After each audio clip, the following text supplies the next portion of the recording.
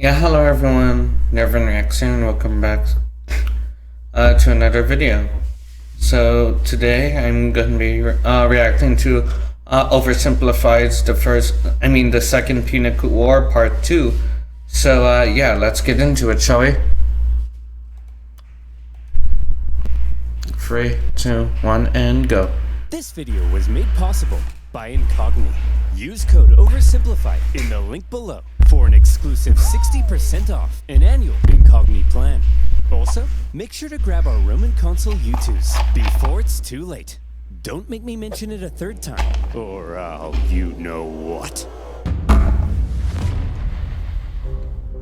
Hannibal's army had survived its famous crossing of the Alps, and he was now in Italy. With Hannibal's arrival, the Roman consul Scipio hit the ground running. In typical Roman fashion, he marched his army straight at the enemy, and Hannibal began preparing for his first combat with Rome on Italian soil. Before the battle, Hannibal wanted to inspire his men, so he staged a gladiatorial death match between captured Celt prisoners. Oh, I remember this. I remember watching this type of stuff on a TV show. I forgot what it was called. I forgot what the show was called or what channel it was on. But yeah, a bunch of people in red and blue, you know, on like inflatable stuff and whatnot. And under them was a pool of water and trying not to fall into the water and stuff like that. I forgot what this was called, but I remember watching this stuff and loving to watch this. Getting prizes and freedom. He then explained that the whole thing was a metaphor. A metaphor? For what? You! These warriors are you! You're trapped in Italy with no escape. Your only choice now is to fight and win. What about the dead guy? That's you if you don't win. And the prizes? That's what you stand to gain by winning. And the fact that I've soiled myself in all this excitement? That... Ew. No, that's not part of the metaphor. Okay. Hannibal also smashed in the head of a goat. Again, for inspiration. Scipio, on the other hand, now... Remember, guy? Yeah. Nothing like a good old-fashioned farm animal killing to, you know, cheer the boys up. Arriving in the area, opted for the more classic route of a rousing pre-battle speech. Look at them, men. Weak, starved by the Alps, while we are the strongest military in the world. This will be... Now, like I said before in the last video, why would you underestimate them? Remember, when Hannibal left Spain, he had around 100,000 soldiers, but by the time he crossed the Alps and actually reached the Italian peninsula, he suffered 3/4, 75% casualties. 75% casualties. Imagine that. So yeah, it's understandable that that Scipio and the Romans would think this would be easy. Easy? Like 10,000 horse-sized ducks fighting a baby-sized baby. It'll be like Mike Tyson in his prime, kicking a baby. A tug-of-war between 10 sumo wrestlers and a... Help me out here, Ralph. A baby, sir? Yes! Yes, that's it! A baby! The point is, there is absolutely no possible way we could lose a battle this easy. So, if everybody's ready, on my mark...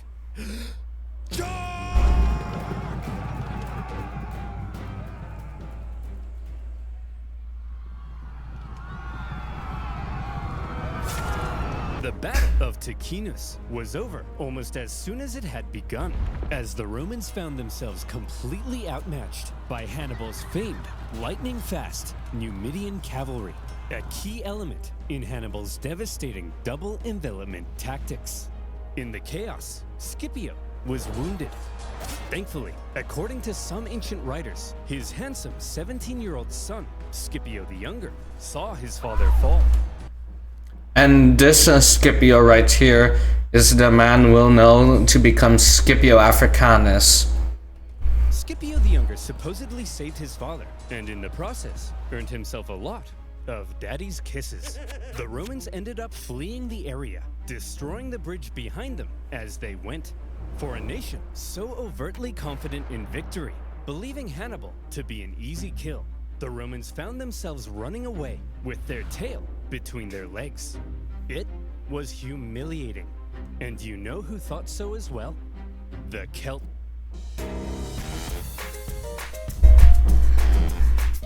Come on. They began flocking to Hannibal's side, just as he'd hoped. Even Celtic troops fighting for Rome in the Roman camp began to reconsider. Man, I'm thinking we should try to join Hannibal. I hear you. Maybe we should bring him a gift. What do you think he'd like?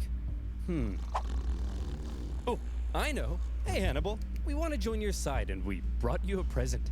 A gift? For me? It's Roman heads. I hope it's Roman heads. Oh, please. Oh, please be Roman heads. How did you know? Running away from Hannibal was humiliating enough, but having dozens of Romans beheaded in the night, now that's embarrassing. Ticinus had been a relatively small battle, but the psychological impact it had early on was huge, and it was only just a taste of what Hannibal was capable of. Despite the shocking initial loss, however, Rome still didn't seem to fully understand the danger posed by the monster now loose in their territory. The Senate was full of excuses. It's those traitorous Celts. That's why we lost. Yeah, and it was a cavalry battle. Wait until Hannibal faced... You're all thinking, man, you're all so stupid. Why just face the fact that you're all endangered? Well, let me tell you something, my dear viewers. This isn't stupidity. This is just politics. Politics at its best. This is our almighty legions, and our consul was bold.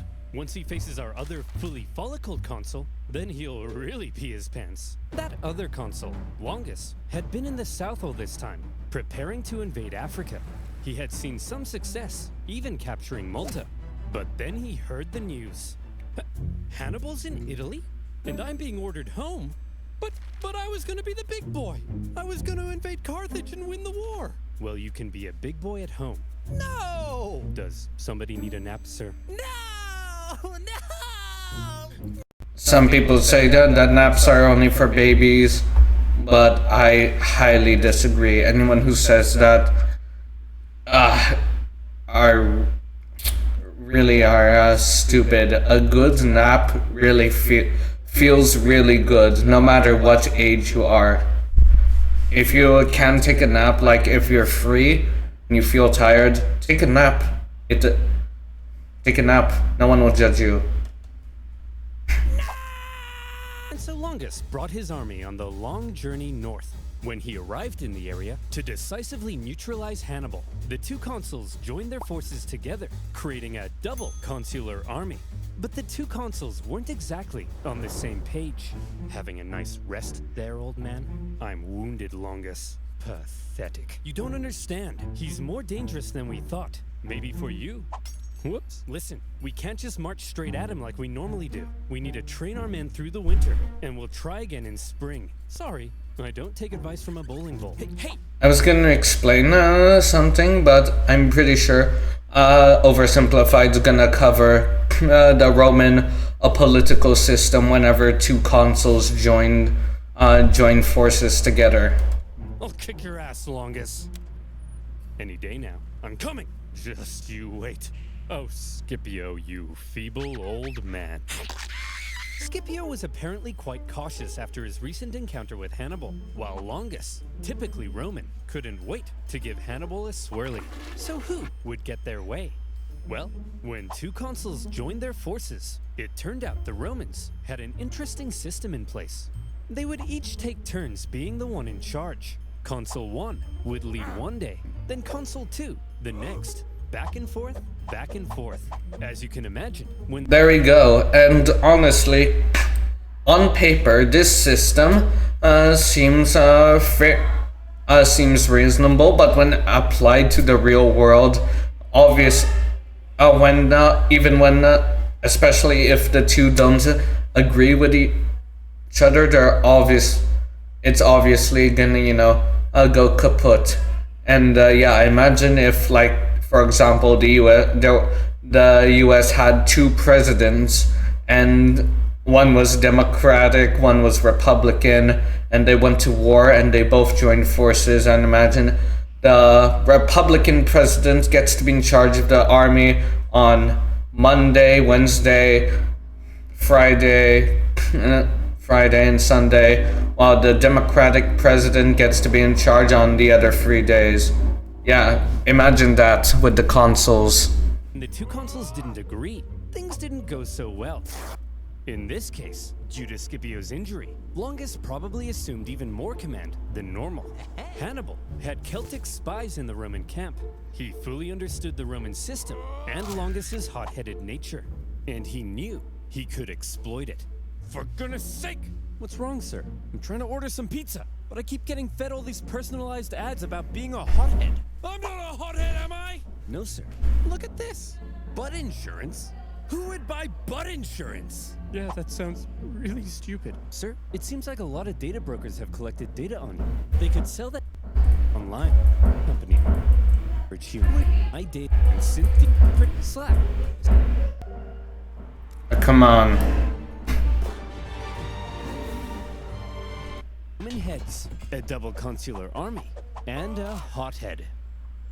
Hannibal needed to keep smashing the Romans in battle in order to maintain the loyalty of the Celts, and so he was eager to fight another battle. The combined Roman force possibly outnumbered him, so he carefully crafted a clever trap, and he made sure to spring it while Longus was still in charge. The plan began with his army getting an early night's sleep. All right, boys, time for lights out. Sorry, but we got a big day ahead of us. Tomorrow, we're gonna massacre the Romans. Good night, boys. Dream of revenge. Gorzog. We all know that if you go to a summer camp, you're a counselor, and you tell the kids to go to sleep, they're not gonna sleep. Send out the cavalry. That night, Hannibal's Numidian cavalry made their way over to the Roman camp, arriving just before dawn. Hey, Romans! Wakey, wakey! What's going on? Hey, Longus, your butt smells like a butt. It does not! Scipio, awaken the troops! Longus, these playground insults are clearly meant to lure you out. Well, it's working! Send out the troops! Longus, it's clearly a trap. And I'm falling for it! Send out the troops! Hey guys, wake up. You're heading out for battle. What? But we haven't had breakfast. We're skipping breakfast! Now you might say that Longus is stupid and whatnot, but and that he was inexperienced rookie, but that's not true. The Roman politics required 10 years of military service, even for the lowest political position. So yeah, they're all experienced military personnel. It's just that he's hot-headed. Fist. I don't think you can do that. As the Romans hurried out of camp, the Numidians began luring them back to the Carthaginian camp, where these gentle angels were just awakening from their slumber. Eat up, boys. We're having pancakes. I used to like pancakes when I was younger, but now I'm more of a waffle guy, because for some reason whenever I eat pancakes, the pasty mushiness of it whenever I pour syrup or whatnot on it, and whenever I eat, even without syrup, whenever I eat it, and the mushy and the pastiness just makes me feel somewhat nauseous, so yeah. While the Carthaginians were enjoying their hearty breakfast, the starving Romans were still on their way. Hurry up! We have to catch those Numidians. Hey, why have you stopped marching? Longus, there's a freezing river in front of us. Well, get your gluteus maximus in the water! All right, boys. Time to lather up. This oil will insulate you from the cold. It also smells like lavender. There's the Carthaginian camp. Get ready to fight, men. Sir? I think the water from the river is beginning to ice over. I can't move. Oh, I'm sorry. You thought war would be fun? Sitting around a nice hot campfire playing Truth or Dare with your friends? Welcome to the real world! Truth. Who do you like? Sharon? Ew! Hey, look guys. The Romans are here. Having perfectly orchestrated events so that his enemy was cold, tired, and hungry, while his men were well rested and covered in oil. When the two sides... For any of you viewers who aspire to become military personnel, here's some advice. Impatience for victory will lead to defeat. engaged one another, the Romans were in no condition to fight.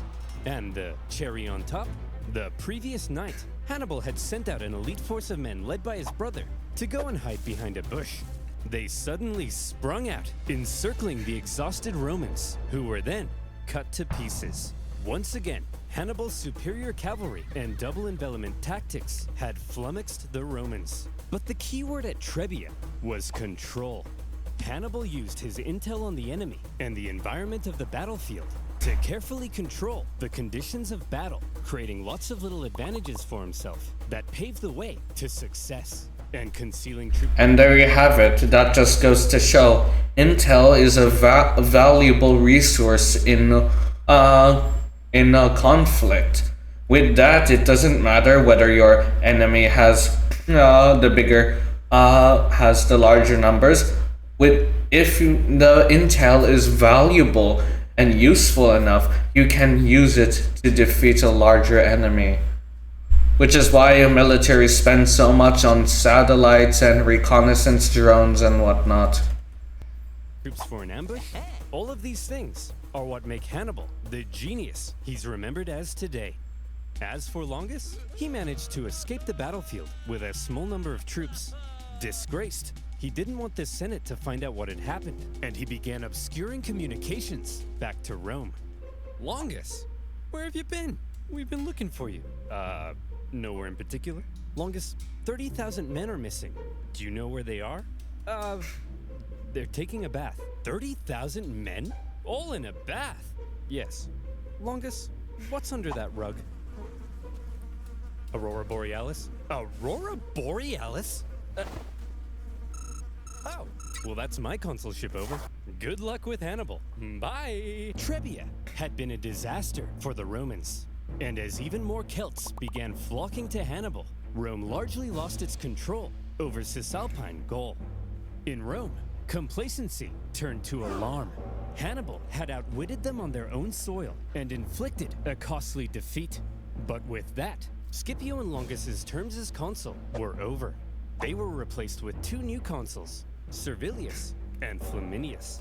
The Romans may now have begun to realize the trouble they were in and the genius Hannibal had shown in invading Italy.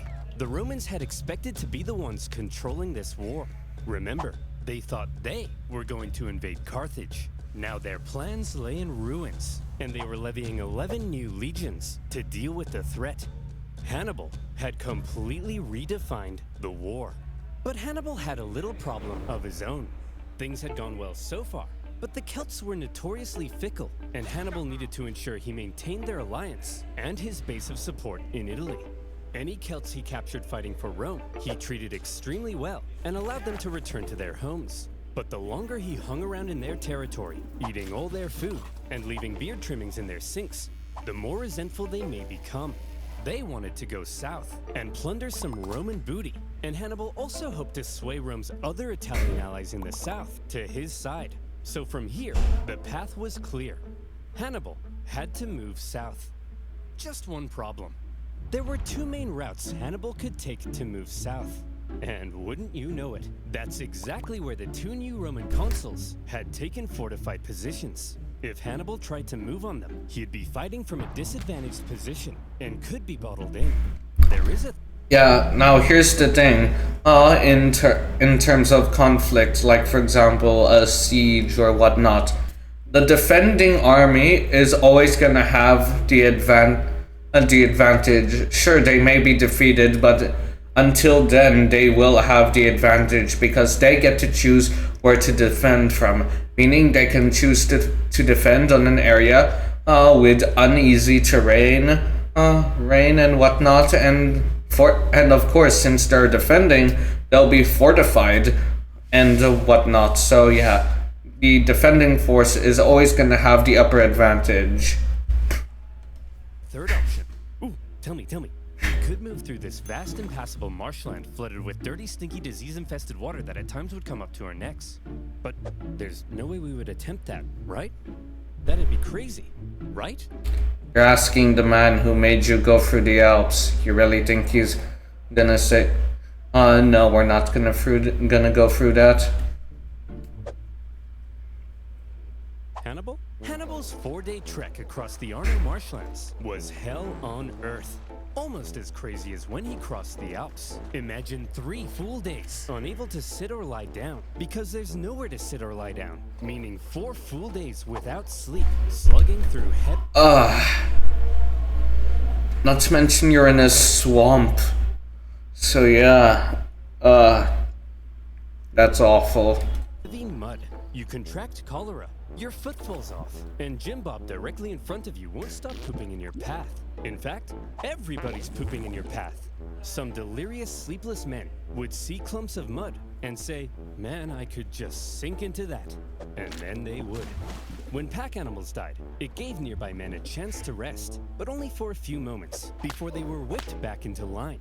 Even Hannibal himself couldn't escape the torture of it. Hey Hannibal, if we see a Starbucks, can we stop? I need to take a leak. Ugh!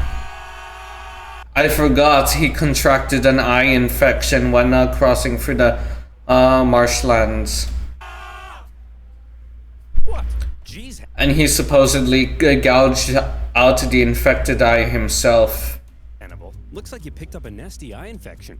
Normally for this sort of thing, we just wash it out with some clean water. But as you can see, water everywhere, but it's full of Jim Bob's poop. No worries, Doc. I'll just take care of it myself. Ugh. That'll be $3,000. When the now The American healthcare system. Mwah. possibly one-eyed Hannibal and his army emerged from the swamp, they were shattered. But he had just managed to slip 50,000 men right past the Romans into rich Etrurian lands, where he could replenish his supplies, and his Celt allies could go crazy, securing Roman loot and booty. As fields and villages went up in flames, one Roman consul couldn't help but notice the hot-headed Flaminius, feeling it was his responsibility to protect these lands, rather than waiting for his co-consul to come join him, immediately left to go chase Hannibal. Now, this Flaminius was an interesting character. He was what the Romans called a new man.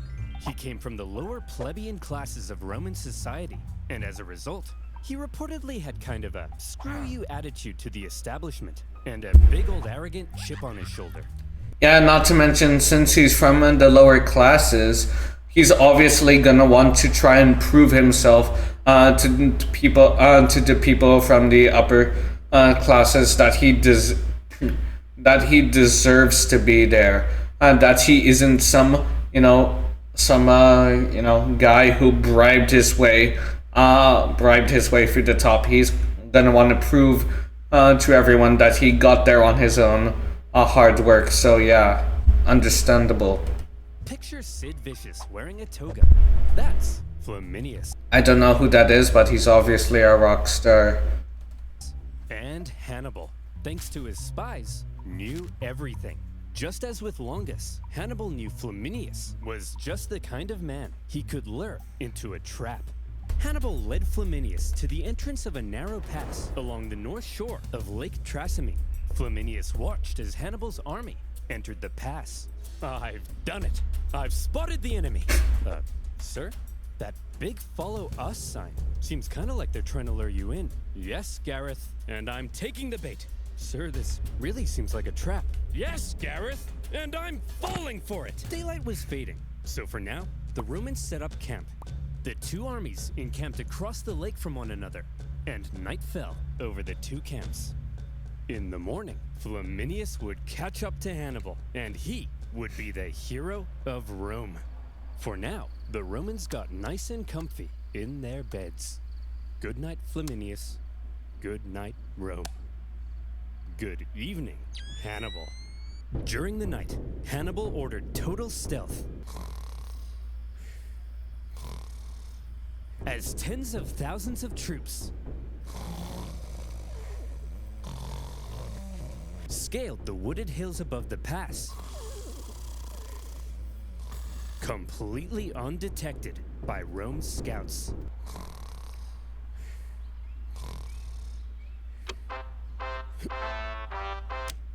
Let's go, girls. Flaminius took off across the lake shore to try to catch Hannibal. As he did, even the weather seemed to be on Hannibal's side. A thick fog rose from the surface of the lake, obscuring visibility. Look at this! This is perfect! The mist will obscure our approach. Hannibal will never see me coming. Sir? Why does it sound like 50,000 Carthaginians are charging down the hill towards us? You mean 50,000 Carthaginians are charging right into my trap? The Romans found themselves completely Yeah, your trap. On all sides. With zero visibility in the fog, the fighting was terrifying and chaotic. Troops were pushed into the lake in their heavy armor, where they were either cut down or drowned. And Flaminius, who likely stood out like a sore thumb in his consul attire, caught the attention of one Celt warrior, with his head possibly swirling with thoughts of how the Romans had decimated his homeland. According to the ancient writers, this Celt took his chance.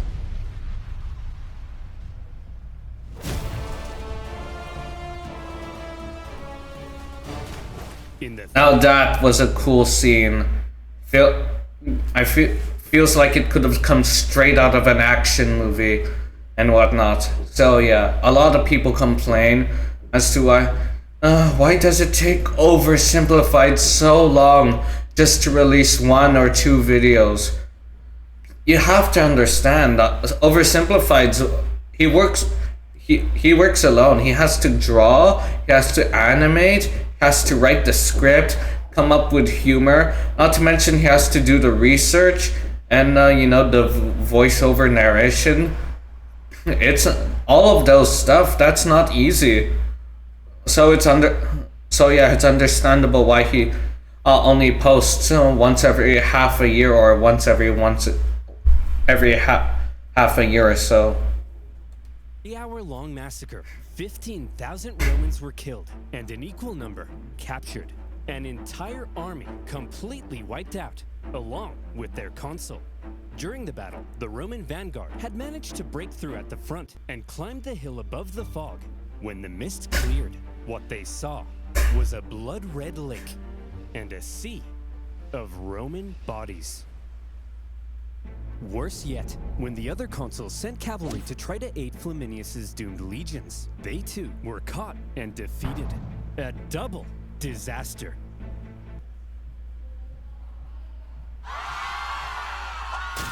Rome went into a frenzy. For the second time, Hannibal had completely decimated an entire Roman army. Romans were dying by the tens of thousands. Common citizens began flocking to the city for safety.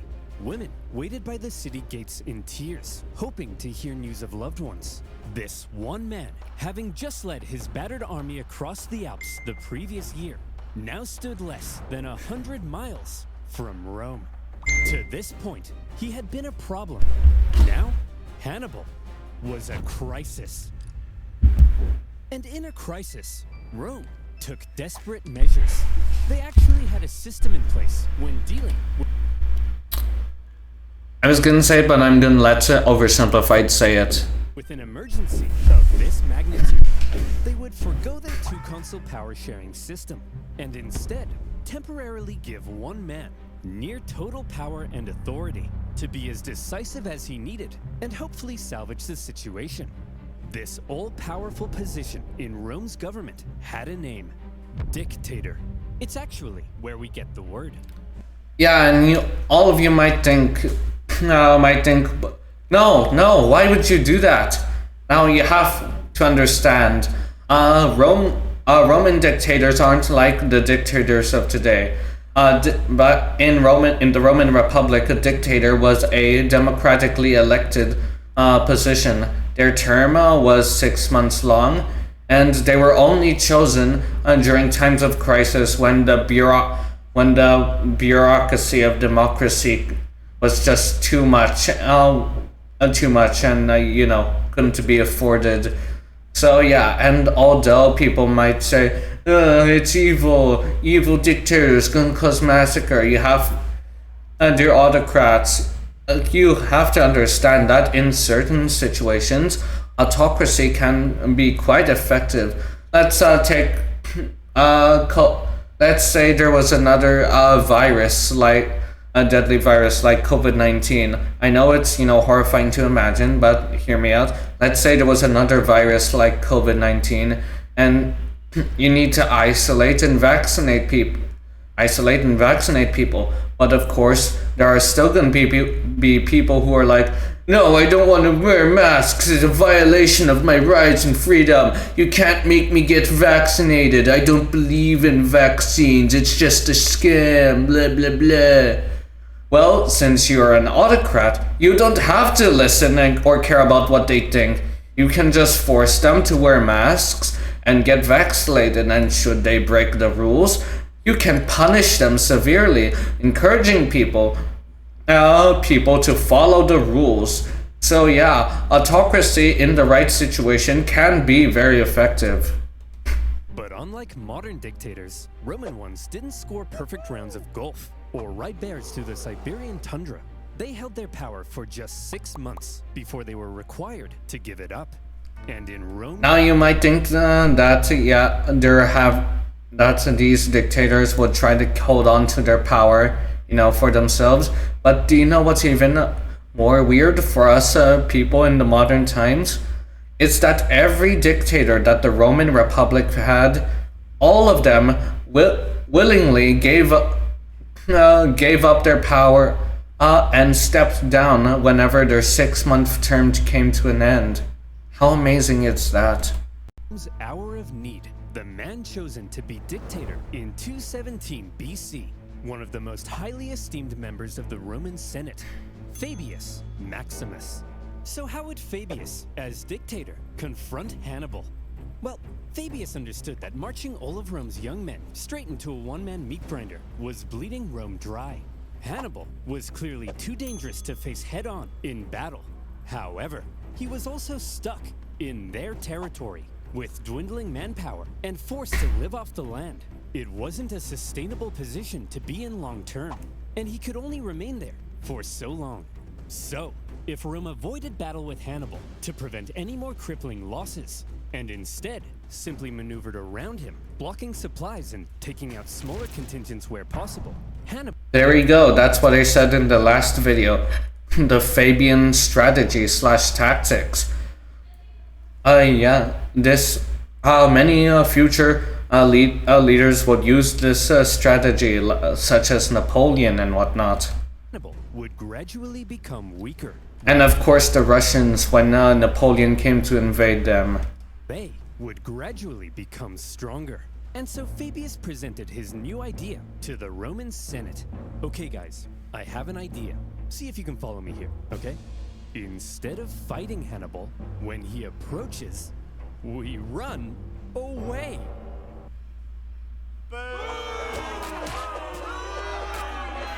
Fabius's strategy couldn't have been any less Roman. Romans were meant to march headfirst into battle, not run away from it. It seemed cowardly, and Fabius was extremely unpopular. At this point, Hannibal was continuing south. He had to stay on the move to keep his army fed, and he was still aiming to undermine Rome's alliances in the south. As he went, in a calculated display of aggression, he devastated the Roman countryside and killed many Romans, all in plain sight of Fabius and his army. We're just gonna stand here? Yes. Are you a coward? No. But Fabius, that's my farm. Well, MacDonald, thank you for your sacrifice. You're a hero now. Think of the stories you'll tell. Old MacDonald had a farm. Oh, so that's where the nursery rhyme came from. Okay, got it. Shut up. But But you know who else hated Fabius's strategy? Hannibal. He understood the danger he was in. Turning Rome's allies against her required Hannibal to keep smashing the Romans in battle. He couldn't do that if Fabius wouldn't fight him. Multiple times, Hannibal tried to goad Fabius into a fight, but Fabius wouldn't bite.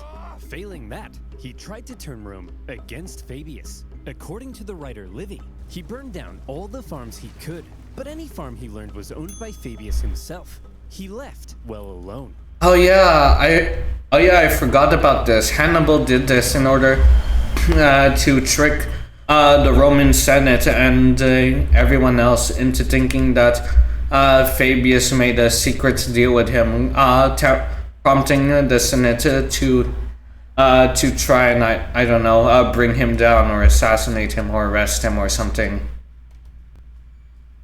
Hey Fabius, why isn't he burning down your farm? You got some sort of a secret deal with him? What? Of course not! Hey Hannibal! What? Burn my farm too, please! What? Burn my farm too, please! No! Remember our secret deal! Well, you gotta admit, he's a genius. Hannibal's problem, however, was that he had to stay on the move to keep supplying his army from the local lands. At one point, he entered Campania, one of the richest regions of Italy. Great for resupplying, and great for showing up Fabius in front of Rome's South Italian allies. But he was caught in a valley, and Fabius quickly moved to block his escapes. Haha! We've got him! After he's used up all the valley's supplies, he'll starve. Sir? What are all those lights leaving the valley? Is he trying to escape? Lights in plain view. Well, that's a trap if I've ever seen one. And we're falling for it! Suspecting a trap, Fabius refused to budge. But other Romans in the valley rushed to confront Hannibal, only to find the Carthaginian army was actually just a herd of oxen with torches tied to their heads. They then found themselves caught in an ambush, with the Roman... Now, first of all, you might think, how on earth do the oxen not get panicked with fire on their horns? That I would like to know as well. And second, why would you fall for that? Well, it's so obvious. Well, that's the thing. It's so obvious, you'd probably think, well, that's a trap if I've ever seen one. But you know, this could even work sometimes. You can make it so obvious that they won't be interested in you, thinking it's a trap, when it's actually you. Reverse psychology. Romans distracted, Hannibal's army was able to slip away into the night, unopposed. Classic Hannibal. For all his inaction, the dissatisfied Romans mockingly dubbed him Fabius the Delayer. But the thing is, Fabius's strategy was probably the best thing he could have done. He was right that constant encounters with Hannibal were bleeding Rome dry, and the time he took allowed Rome some breathing room to recover their forces when they desperately needed to, while putting Hannibal into an increasingly more difficult position. Modern historians view Fabius's strategy as generally a good idea. To this day, the act of not engaging an enemy, but instead gradually wearing them down, is still referred to as the Fabian strategy. There we go, the Fabian strategy. But when Fabius's term finally came to an end, the Senate couldn't have been happier. It was time to start fighting again. However, they probably had a little chat about how they were going to go about it. See, Hannibal's tactics up until now had been very sneaky, or if you're a Roman, you might say dishonorable. I'm sick of it. Every time we try to take this guy down, we march straight at him. But then, oh no, Hannibal's hiding in a bush. Hannibal's got 30,000 men up a tree.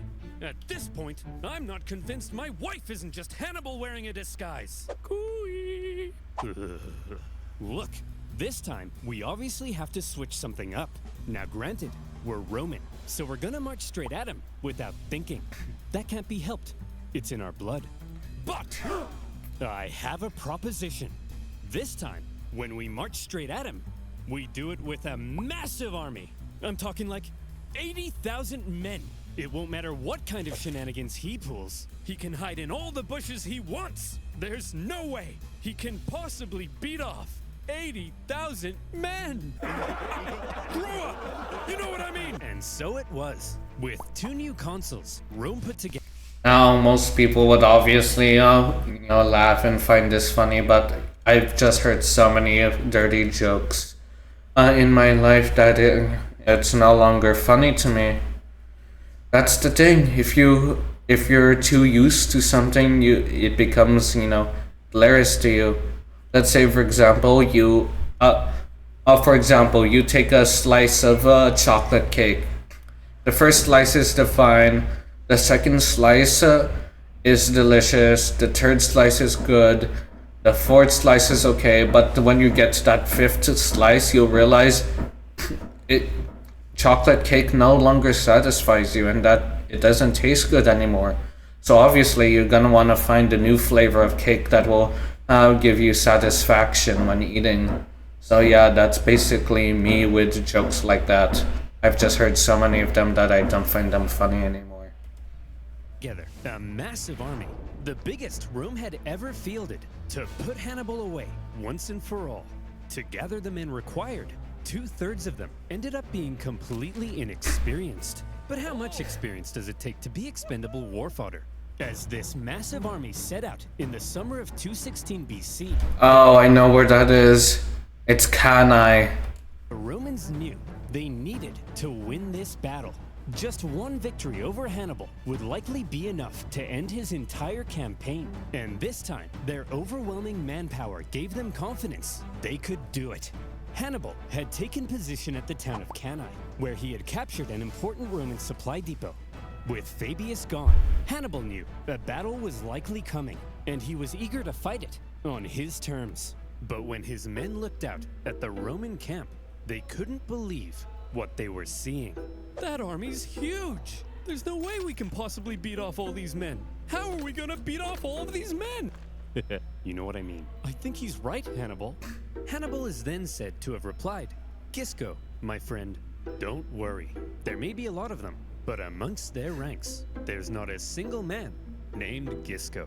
This joke was apparently so funny that his officers began to laugh and laugh. And when his men in the camp heard the laughter, they were like, hey, they're laughing. I guess that means we're gonna win the battle. Yippee! And all people think that in times of war, your weapons and your numbers are the most important thing. When in reality, it's morale, strategy, and intel. Morale can play a huge boost on the battlefield, even if you're outnumbered. As for the Romans, the consuls were another pairing between an inexperienced hothead and a wise scholar. Although, the main historian from this era was good friends with Paulus's family, so take that with a grain of salt. And that's why when we're reading historical texts and documents, we have to try and figure out who's the name of the historian or person who wrote this, and we have to be skeptical about the documents, because we don't know if like this, he's friends with Paulus's family, so he may have put in some fake information there to make Polly look good. On his day of command, the rash and hasty Varro, despite the apparent pleas from Paulus, sent the army out for battle. And when Hannibal saw this, he did the same. And here comes the single largest battle of the Second Punic War, and one of the most renowned battles in history, the infamous Battle of Cannae. In all the pre-battle maneuvering, Hannibal was able to ensure his army was fighting from the south. This meant the seasonal dust-carrying winds were to his back and blowing directly into the faces of the Romans. Like I said, control. After 2 years in Italy, Hannibal's infantry had dwindled to about 40,000. The Romans possibly outnumbered him 2-1. Their army was so big that their maniples stretched far deeper than they normally would. The Romans planned to charge Hannibal's thin, weak line like a battering ram and break it. They also chose a narrow battlefield in the hopes it would prevent Hannibal's far superior cavalry from being able to outmaneuver them. They wanted an honorable battle where pure strength, rather than trickery, would decide the outcome. If Hannibal had his say, however, trickery might end up having a lot to do with it. He ordered his line to position themselves as an outward bulge, with his weakest troops at the very center. Just behind them, out of sight from the Romans, stood the elite Libyan infantry, waiting for their moment to strike. The battle commenced as the massive Roman troops smashed into the Carthaginian center. The shape of Hannibal's line ensured the overwhelming weight of the Romans hit his weakest troops first, and they were pushed back. Hannibal's outward bulge reversed inward, with the Romans being funneled in towards the weak center. Hannibal had positioned himself at the center to encourage the troops to hold out as long as possible against the Roman onslaught, because while the Romans were unleashing carnage on the center, Hannibal's cavalry needed time to do their job. The heavy cavalry on the left, after a barbaric fight, sent the Roman horse packing, with the consul Paulus even sustaining a severe head injury. He managed to move into the center to keep the battle going. Then, the heavy cavalry turned and approached Varro's cavalry from behind. At the first sight of the coming Carthaginian envelopment, Varro ordered his horsemen to flee the battlefield. The Carthaginians had won the cavalry battle. But back in the center, according to... And we all know what's gonna happen next based on this drawing. The Romans are gonna be lured further in. Then the infantry right here, the reserves, are gonna go on the sides, and the cavalry will make a comeback to their back. It's Hannibal's greatest victory yet.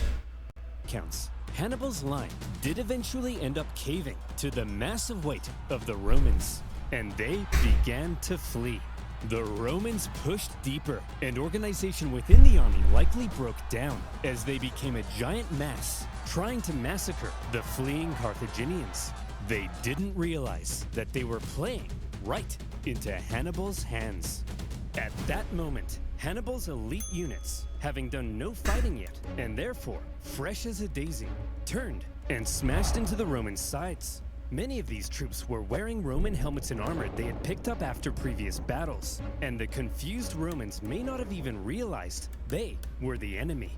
As Hannibal managed to regain the composure of his center and encourage them back into the fight, the Carthaginian cavalry swooped in from behind.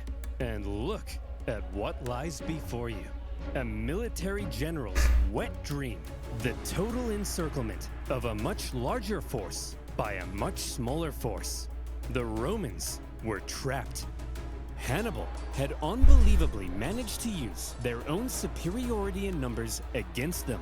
Rather than simply encircling them, he had actually allowed them to use their own immense power and push themselves into an encircled position. This was the genius of Cannae.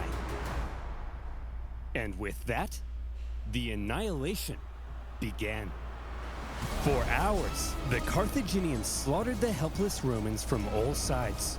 The terrified Romans were so tightly packed that at times they couldn't even lift their arms to defend themselves. And honestly, Oversimplified so good at choosing the right soundtrack and music for the scenes. Like this music right here, playing how devastating this onslaught was for the Romans. The killing went on so long that the Carthaginians became exhausted from the non-stop massacre. And by the time the butchery came to an end, the grim toll spoke for itself. To Hannibal's several thousand lost, the Romans suffered 60 to 80,000 dead or captured. Yet another entire army wiped out by Hannibal. Many high-ranking Romans met their end at Cannae. Paulus, for one, but also 80 senators. Wait, what? Why? I didn't know this. I didn't know. Wow, that must have been a huge blow for the political structure of Rome. And more. It's been estimated that 20% of Rome's male population... Bloody hell, imagine that. 1/4 of an... No, scratch that. Almost an entire generation wiped out in a single battle. It's gonna take Rome decades for their generation to recover. Aged 18 to 50, died at Cannae. This was it. Hannibal's vengeance. The stunned Carthaginians, as they searched for their own survivors among the dead, couldn't believe the sight of it. An estimated 30,000 gallons of blood now lay spilled on the battlefield. Rome's defeat at Cannae sent shockwaves throughout Italy. Just as Hannibal had hoped, most of southern Italy now defected to his side, including the second largest city on the peninsula. Wow! Hannibal, this is incredible. What could possibly come next? Next? Jim Bob. I've killed 150,000 Romans. I've turned her allies against her. That's it. That's vengeance. So let me tell you what comes next. Rome surrenders. Their territories are reduced. We recover our lost islands. And Carthage dominates the Mediterranean once again. But sir, what if they don't surrender? Jim Bob, did you miss what just happened? Of course they're gonna surrender. Throughout his campaign, Hannibal had shown himself to be very adept at reading the Roman mind. But if he now thought that Rome might surrender, it was the first time he severely underestimated them. And Yeah, because as devastating as Cannae was, we all know what happens. Rome wins, despite all of this, because after all, as Oversimplified's about to say, about to discover an extremely inconvenient fact about Rome. Rome never surrenders. there we go. Roman survivors' camp near Cannae. One young officer overheard some troops discussing how they would flee Rome. Drawing his sword, he threatened to cut down any man that would abandon Rome in its hour of need. That officer was Scipio the Younger. But soon enough, the Romans would come to call him Scipio Africanus, the hero of Rome.